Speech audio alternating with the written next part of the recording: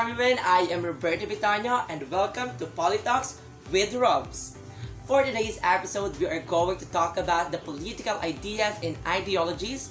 Ideas and ideologies influence political life in a number of ways because they provide a perspective through which the world is understood and explained.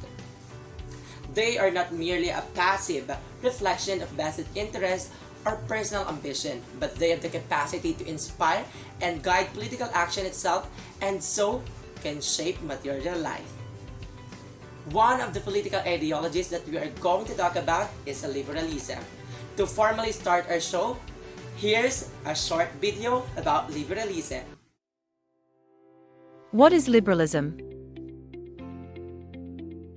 Liberalism is founded on the belief that individual freedom should be the basis of a just society. Hence, liberalism is based on the moral argument that ensuring the right of an individual person to life, liberty, and property is the highest goal of government. This explains why adherents of liberalism emphasize the well-being of the individual as the fundamental building block of a just political system. Thus, a political system characterized by unchecked power, such as a monarchy or a dictatorship, cannot protect the life and liberty of its citizens.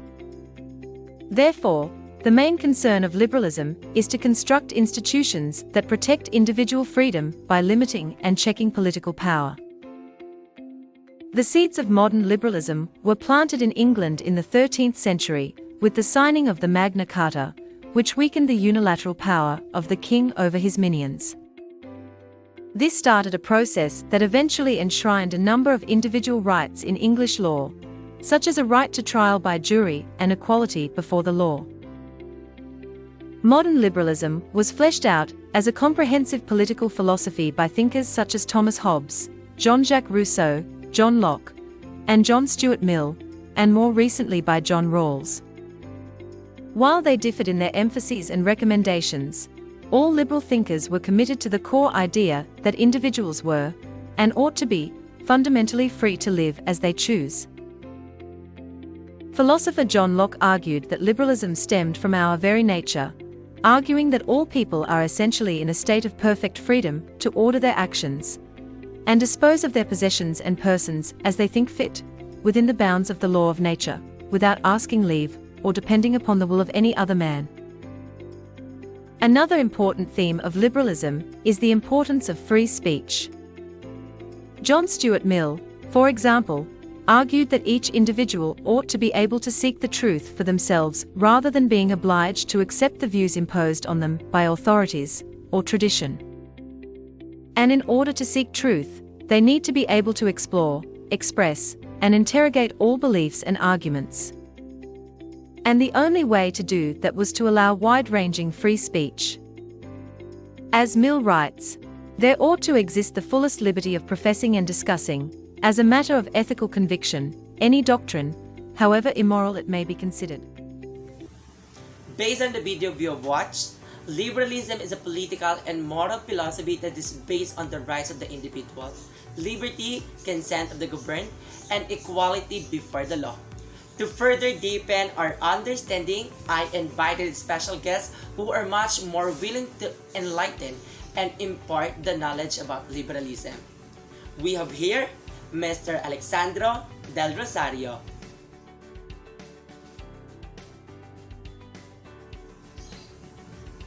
Miss Marvirica Macapagal,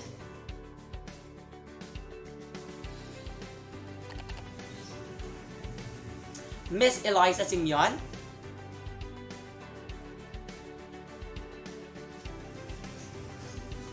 Miss Edlyn Cornelio,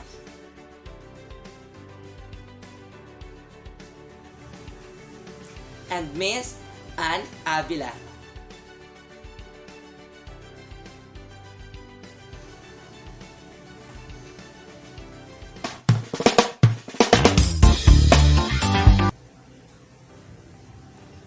To answer our first question, he is known to be the expert in discussing the origin and development of these political ideologies.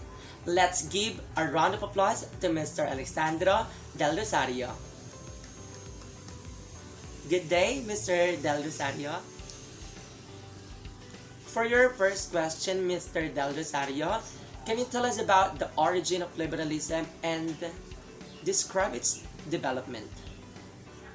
Good day to you, Mr. Vetonio. Liberalism originated from the Latin word liber, meaning a class of Roman citizens that are not slaves nor serfs.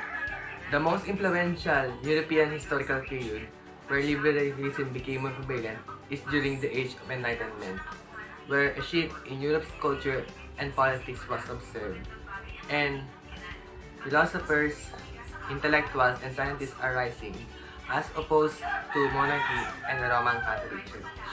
Also, this period was also the age of revolution, where many revolutions are happening in countries like United States, France, and Great Britain. Most especially in France, where the French opposed the monarchy and established a new republic. Thank you for that knowledgeable introduction you have about liberalism, Mr. Del Rosario.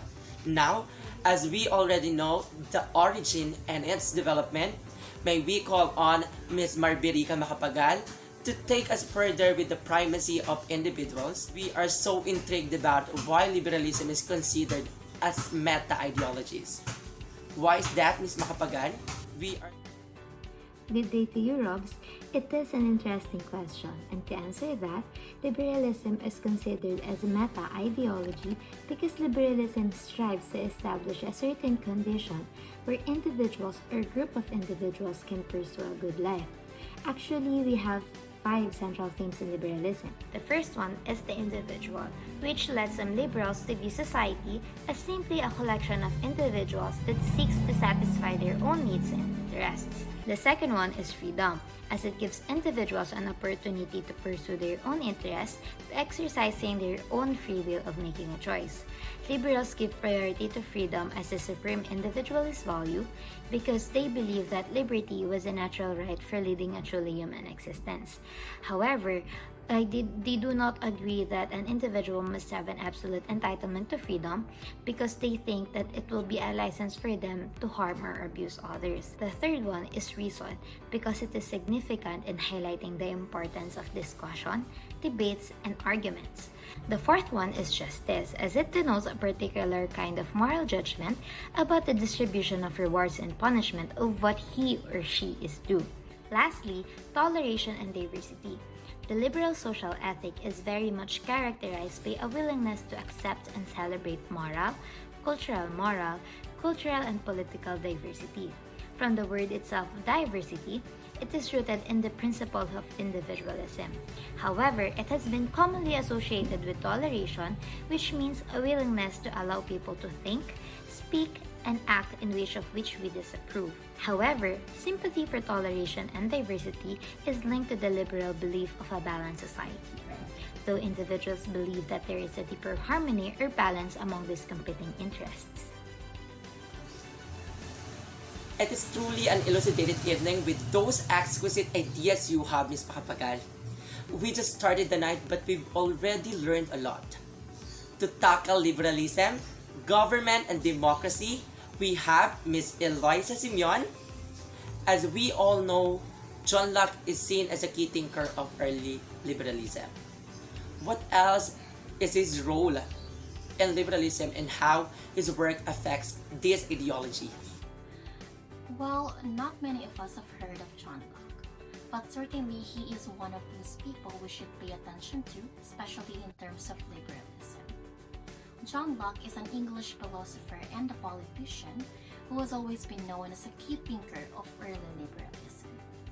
Locke's most important works are A Letter Concerning Toleration in 1689 and Two Treatises of the Government in 1690. These works influenced a lot as it helps promote human rights, dignity, and freedom. So John Locke pictured the idea of a stateless society, or what is known as a state of nature. This crisis brought upon their ideology to form an agreement within people and establish a government which will highlight the value of a sovereign state to an individual. John Locke called this the social contract. Safety and security can only be provided by the state, so the people has the responsibility to to respect the government and return to this favor. On the other hand, they also emphasize the idea that political authority should come from below, wherein if the government becomes an absolute despotism and does not perform what it is expected to do, then it is a right of the people to alter or abolish it. That's all. Thank you. Your introduction indeed emphasizes why John Locke is the father of liberalism. Thank you, Ms. Simeon. I am now curious about the difference between classical liberalism, modern liberalism, and liberalism in the 21st century. To bring us back to the 19th century, here's Ms. Edlyn Cornelio to enlighten us and explain the concept of classical liberalism. Pleasant day to everyone.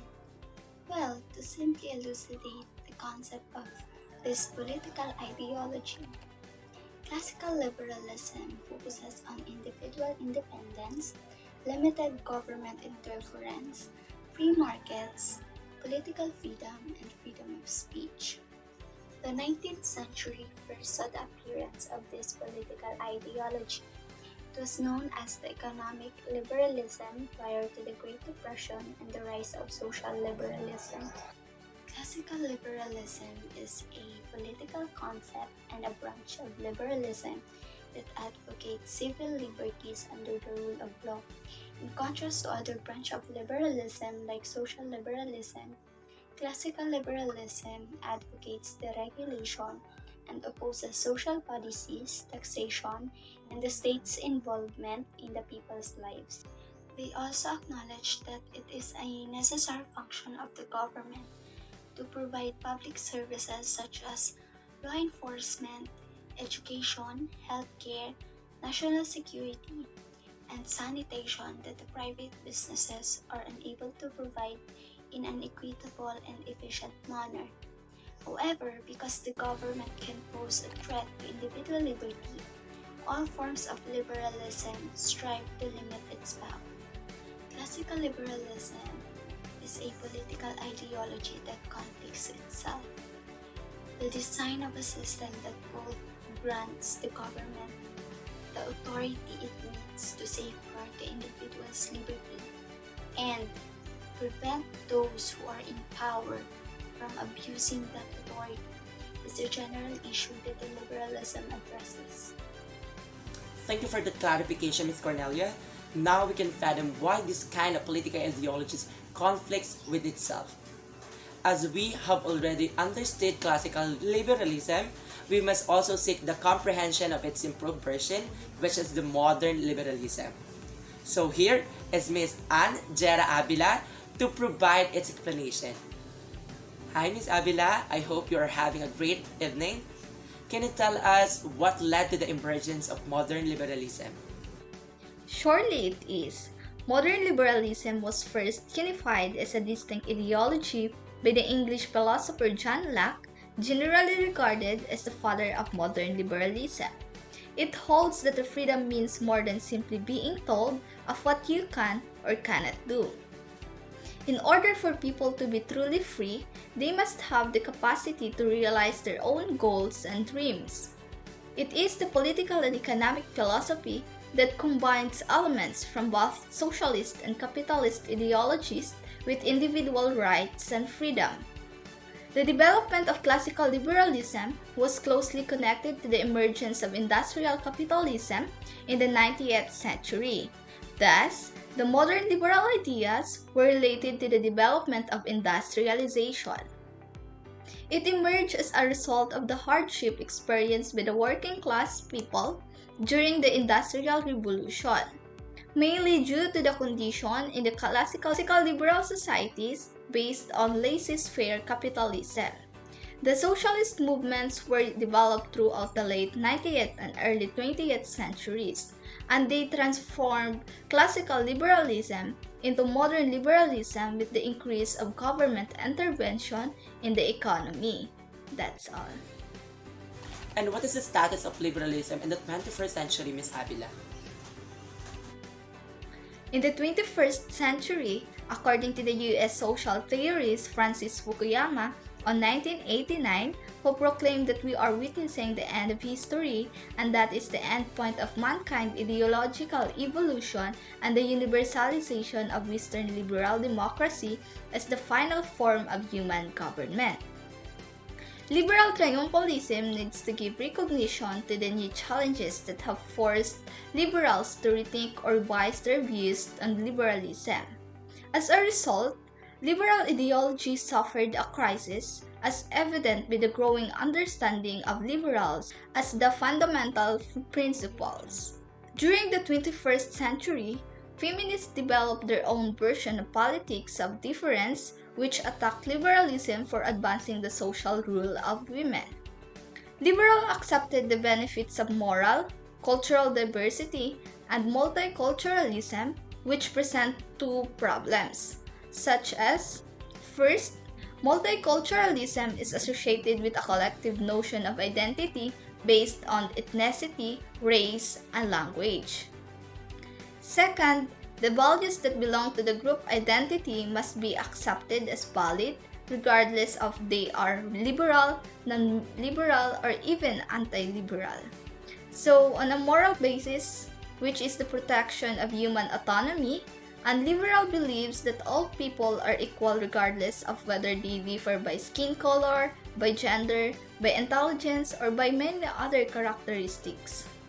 Challenges to liberalism also come from outside its Western homeland.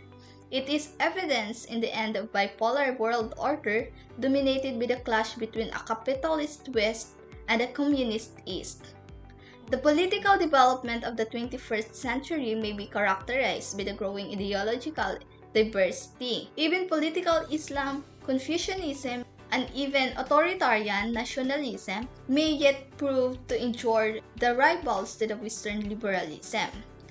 According to John Gray, it has been argued that the true successors to liberalism is pluralism, which is the strength of accepting both liberal and non-liberal values and institutions as equally legitimate. That's all. Thank you, Ms. Avila, for making this understandable to every netizens we have. This can be wholesome learning, especially to the youth who will take over the enhancement of political ideologies to improve the government of this country. According to liberal ethics, the importance of achieving central political goals outweighs an end ethical considerations about the means used. We generally express our gratitude to these professionals who enlighten us about the concept of one of the most well-known political ideologies, which is liberalism. An act can be to be morally right or wrong only if it is judged against a set of moral standards, and not all of us use the same standards. Liberals tend to believe that any course of action is virtuous if the intention is to achieve an important goal in fighting the world's greatest ills, things like racism, sexism, homophobia, inequality, etc. Liberals put the personal feeling about the principle of obeying the written law, because the moral code they use tells them that this is the right thing to do. Liberals prioritize freedom because for them, liberty was a natural right for an orderly world for humanity. Thank you for being with us until the end of our episode. Until next time, again, this is Polytalks with Robs. Goodbye, everyone!